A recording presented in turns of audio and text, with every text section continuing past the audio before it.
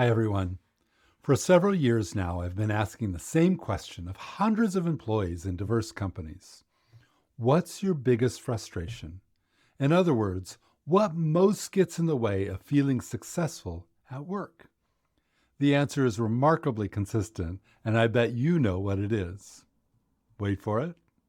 Lack of communication. However, I am convinced that this is not the real problem, but rather a symptom of a much more important issue, the feeling of not being seen or considered by others on your team.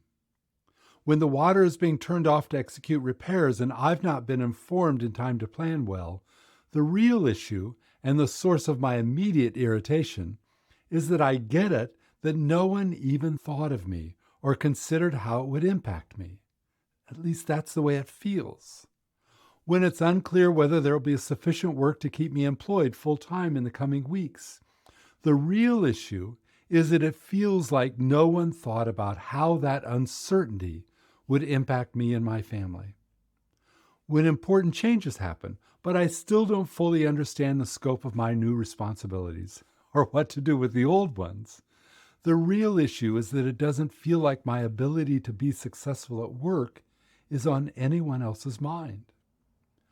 Good communication is a technical issue that can be resolved with good training.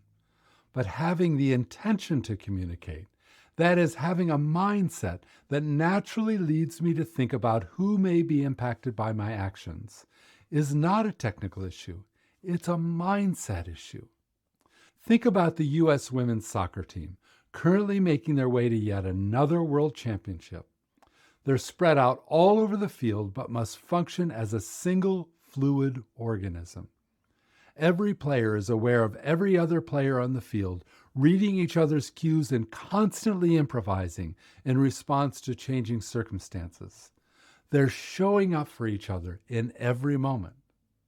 That's why they're champions. So, my challenge to you is not so much to communicate differently, it is to think differently. To be aware at all times of who will be impacted by your next move. Then do something about it. No one left behind, no one forgotten.